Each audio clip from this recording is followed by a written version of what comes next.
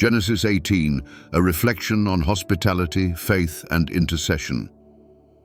Genesis 18 is a chapter rich in encounters, revelations, and powerful lessons about faith, hospitality, and the heart of intercession. It reminds us that God is not distant, but deeply involved in the lives of His people, responding to their faith and their prayers. The chapter opens with Abraham sitting at the entrance of his tent during the heat of the day. Suddenly, he looks up and sees three men standing nearby. Without hesitation, he rushes to welcome them, offering water to wash their feet and food to refresh them.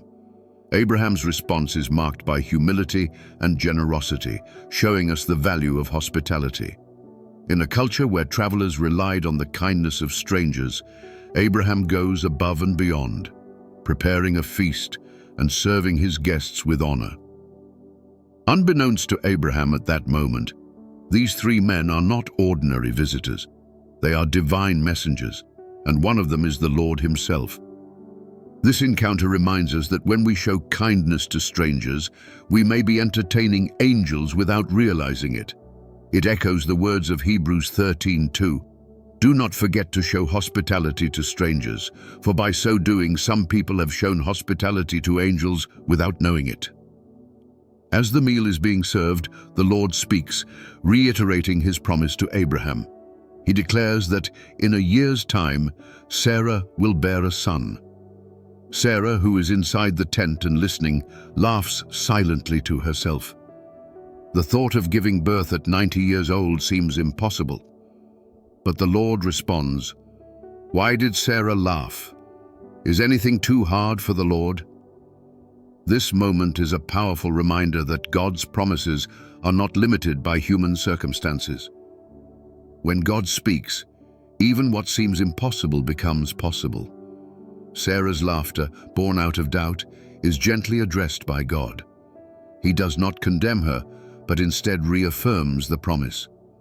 This encounter teaches us that God knows the secret thoughts of our hearts, and yet He responds with grace, inviting us to believe in the impossible. As the men prepare to leave, the scene shifts. The Lord decides to share with Abraham His intentions to investigate the outcry against Sodom and Gomorrah. The wickedness of these cities has reached a grievous level, and God is about to bring judgment.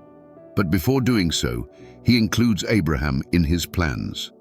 This is a profound moment. God, the creator of heaven and earth, invites Abraham into a conversation about justice, mercy, and the fate of a city. Abraham responds by interceding for Sodom. He approaches God with humility and reverence, asking if the city will be destroyed if there are 50 righteous people found there. The Lord agrees to spare the city for the sake of 50 righteous. But Abraham continues to plead, reducing the number from 50 to 45, then 40, 30, 20, and finally 10. Each time, God patiently listens and agrees to spare the city for the sake of the righteous. This dialogue reveals Abraham's compassion, his courage to intercede, and his deep understanding of God's character as both just and merciful. It also shows us that God invites us to pray boldly, to seek His mercy, and to stand in the gap for others. Intercession is not about changing God's mind, but aligning ourselves with His heart of compassion and justice. Genesis 18 offers us several life lessons. Hospitality reflects the heart of God. Abraham's generous welcome to strangers opens the door to a divine encounter. In a world that can be indifferent or self-focused, showing kindness to others can reveal God's presence in unexpected ways. God's promises transcend human limitations. Sarah's laughter reveals her doubt, but God responds by reminding her and us that nothing is too difficult for Him. When faced with seemingly impossible circumstances, we are called to trust in God's power to fulfill His promises. God invites us into His plans. Before bringing judgment to Sodom, God shares His intentions with Abraham. This teaches us that God desires a relationship where we listen, respond, and participate in His work. Intercession is a powerful expression of faith. Abraham's bold prayers for Sodom demonstrate his compassion and faith in God's mercy.